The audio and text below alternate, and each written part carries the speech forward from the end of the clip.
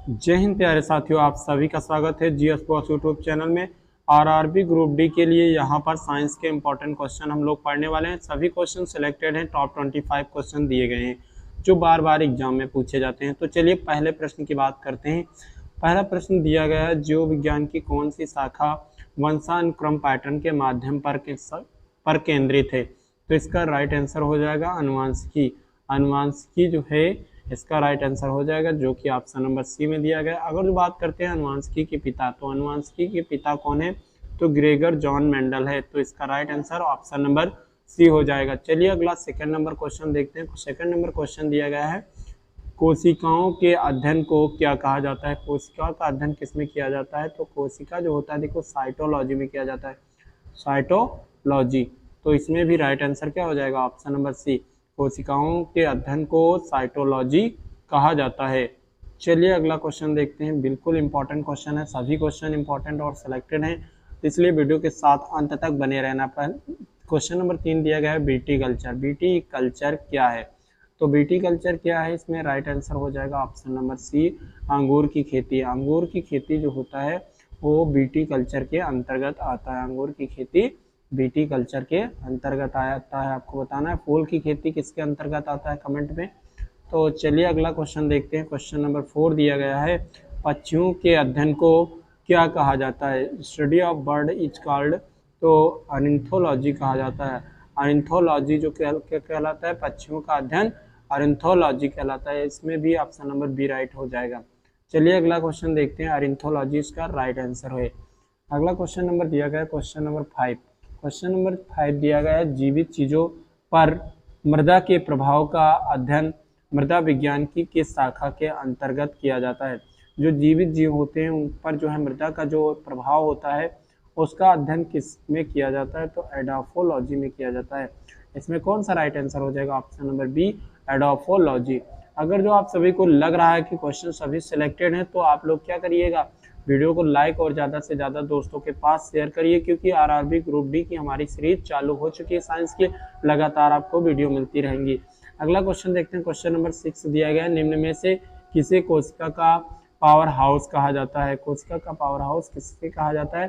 तो माइटोकॉन्ड्रिया को कहा जाता है। इसमें क्या होता है, एटीपी के फॉर्म में ऊर्जा मुक्त होती है, इसलिए इसको कोशिका का पावर हाउस कहते हैं। कोशिका का पावर हाउस किसे कहा जाता है? कोशिका किचन किसे कहा जाता है? माइटोकॉन्ड्रिया को कहा जाता है। अगर जो बात करते हैं क्वेश्चन नंबर 7 में दिया गया है, यूकैरियोटिक कोशिकाओं के निम्न में से किस कोशिकांग को आत्मघाती थैली कहा जाता है? जो कोशिका की आत्मघाती थैली किसे कहा जाता है?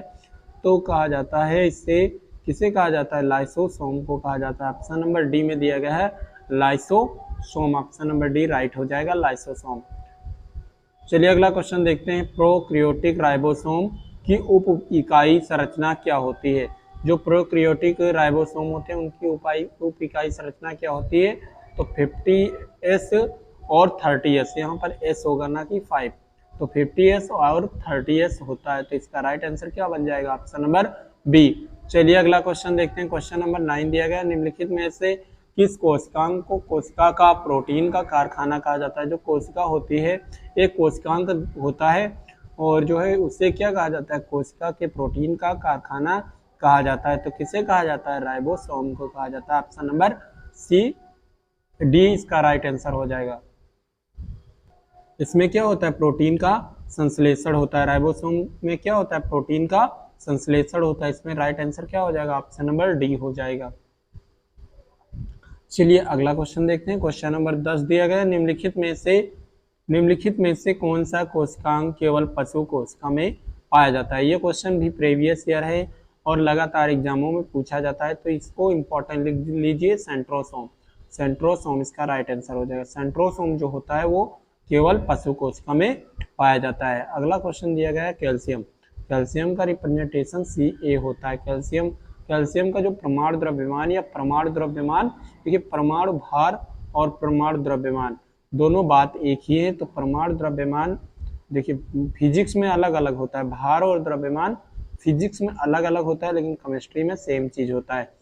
तो कैल्शियम का जो परमाणु द्रव्यमान होता है वो कैल्शियम का 40 होता है। कैल्शियम का कितना होता है? 40। तो इसका राइट आंसर कौन सा बन जाएगा? ऑप्शन नंबर डी जो दिया गया 40। 40 जो होता है कैल्शियम का प्रमाण द्रव्यमान होता है। ऑप्शन नंबर डी राइट हो जाएगा। चलिए अगला क्वेश्चन देखते हैं। दिया गया एक रासायनिक परिवर्तन नहीं निम्नलिखित में से। देखिए अंडा का पकना ये क्या है? एक रासायनिक परिवर्तन है। केक का बेक करना जो है ये भी एक रासायनिक परिवर्तन है और केला का सड़ना भी एक रासायनिक परिवर्तन है। लेकिन अगर जो बात करते हैं एक आइस क्यूब जो होता है वो पिघलना, इसका क्या होता है? भौतिक परिवर्तन होता है, यानी कि ये रासायनिक परिवर्तन नहीं है। तो इस प्रकार इसमें कौन सा राइट आंसर बन जाएगा? इसमें option number B right answer हो जाएगा। एक आइस क्यूब का पिघलना एक रासायनिक परिवर्तन नहीं है। चलिए अगला क्वेश्चन देखते हैं। क्वेश्चन नंबर 13 दिया गया है, निश्चित अनुपात का नियम किसके द्वारा दिया गया था? जो निश्चित अनुपात है वो इसका नियम है एक प्रकार का, तो ये किसके द्वारा दिया गया था? तो जोसेफ एंड प्राउस्ट के द्वारा। कौन किसके द्वारा? जोसेफ एंड प्राउस्ट के द्वारा निश्चित अनुपात का नियम दिया गया था। तो ये कौन सा ऑप्शन नंबर राइट हो जाएगा? ऑप्शन नंबर सी इसका करेक्ट आंसर हो जाएगा। निश्चित अनुपात किसके द्वारा दिया गया था नियम? तो जोसेफ एल प्राउस्ट के द्वारा। अगला क्वेश्चन दिया गया क्वेश्चन नंबर 14 में दिया गया है, किसी यौगिक की सबसे छोटी संभव इकाई को क्या कहा जाता है? कोई भी यौगिक है उसका यौगिक किससे मिलकर बने होते? तो अणु से मिलकर बने होते। तो इसका जो राइट आंसर हो जाएगा ऑप्शन नंबर ए हो जाएगा अणु। अणु जो है इसका राइट आंसर हो जाएगा। किसी यौगिक की सबसे छोटी संभव इकाई क्या होती है? अणु होती है। इसका right answer option number A हो जाएगा।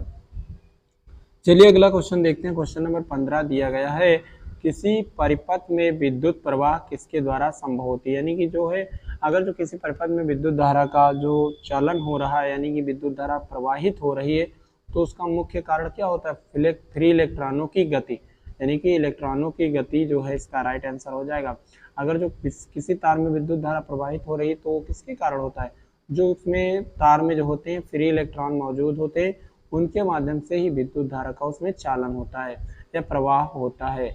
अगला क्वेश्चन दिया गया क्वेश्चन नंबर 16 देखते हैं, रसायनज्ञ के लिए गणना की इकाई क्या है? अगर जो कोई रसायनज्ञ है यानी कि केमिस्ट्री से रिलेटेड है, उनका जो है गणना की जो इकाई होती है वो क्या होती है? रसायनज्ञ की जो गणना की इकाई होती है वो मोल होती है। मोल इसका right answer option number A हो जाएगा। चलिए अगला क्वेश्चन देखते हैं। क्वेश्चन नंबर 17 दिया गया है, प्राकृतिक में विद्युत धनात्मक होती है। तो विद्युत धनात्मक देखो धा से क्या लिखा हुआ है? धनात्मक, और धा से ही क्या होता है? धातु। तो धातुएं जो होती हैं वो विद्युत धनात्मक होती है। ऐसे याद कर सकते हो, धा से धातु, धा से धनात्मक। तो इसका राइट आंसर क्या हो जाएगा? धातुएं जो होती है प्राकृतिक में कैसी पाई जाती हैं? प्राकृतिक में विद्युत धनात्मक पाई जाती हैं। तो इसका राइट आंसर क्या बन जाएगा? इस प्रकार ऑप्शन नंबर ए बन जाएगा। धातुएं इसका राइट आंसर हो जाएगा। चलिए अगला क्वेश्चन देखते हैं। श्रेणी परिपथ का एक उदाहरण है। जो श्रेणी क्रम का परिपथ होता है उसका एक उदाहरण क्या है इसमें?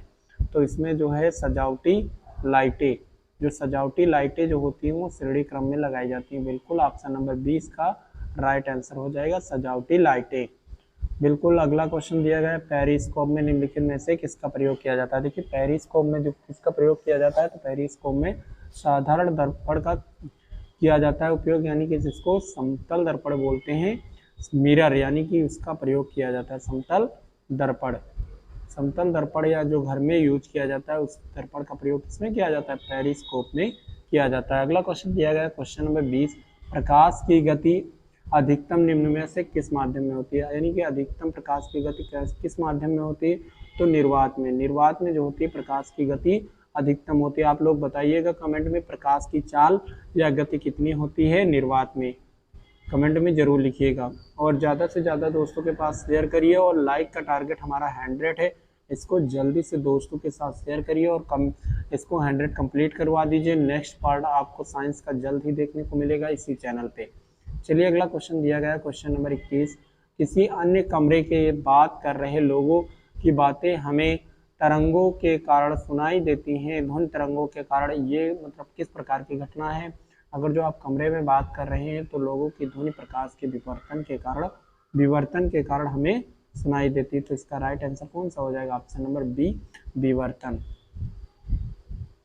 अगला देखते हैं, संक्षिप्त शब्द सोनार का पूर्ण रूप क्या है? तो इसका जो है साउंड नेविगेशन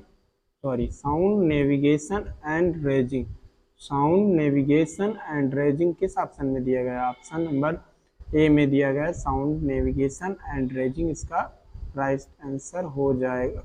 सॉरी गलत हो गया, ये नहीं होगा, sound observation navigation and ranging होगा। देखो S for sound, O for object, N for navigation, A for and, R for ranging. तो इसका राइट आंसर क्या हो जाएगा? Option number B, sound observation navigation and ranging इसका राइट आंसर हो जाएगा। अगला क्वेश्चन दिया गया रडार। रडार किसके व्युत्पन्न है? तो रडार क्या यानी कि फॉर्म क्या दिया गया है? तो इसका जो है दिया गया है आर फॉर रडार, जो दिया गया है इसका मतलब क्या है? Radio detection and raising.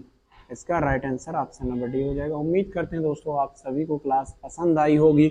अगर तो क्लास पसंद आ रही तो वीडियो को लाइक और ज़्यादा से ज़्यादा दोस्तों के पास शेयर करिए। अगला क्वेश्चन दिया गया है बर्फ पानी पर तैरती, क्योंकि इसका घनत्व क्या होता है? बर्फ पानी से कम होता है। बर्फ का घनत्व जो होता है पानी से कम होता है, इसलिए बर्फ जो होता है पानी में तैरता रहता है। तो इसका राइट आंसर क्या हो जाएगा? ऑप्शन नंबर बी इसका राइट आंसर हो जाएगा। अगला क्वेश्चन इस क्लास का लास्ट क्वेश्चन दिया गया है किसी लगाए गए बल के लिए यदि क्षेत्रफल कम हो तो दाब क्या होगा? जितना दाब बराबर क्या होता है? बल बटे क्षेत्रफल, बल बटे क्षेत्रफल। जितना जो है क्षेत्रफल क्या करोगे? कम करोगे उतना दाब अधिक हो जाएगा। क्षेत्रफल जितना कम करोगे उतना दाब अधिक हो जाएगा। तो इस प्रकार ऑप्शन नंबर कौन सा राइट आंसर हो जाएगा? ऑप्शन नंबर सी इसका राइट आंसर हो जाएगा, अधिक। अगला क्वेश्चन देखते हैं। उम्मीद करते हैं दोस्तों आप सभी को क्लास पसंद आएगी। अगर क्लास पसंद आई तो वीडियो को लाइक और ज़्यादा से ज़्यादा दोस्तों के पास शेयर करें। धन्यवाद।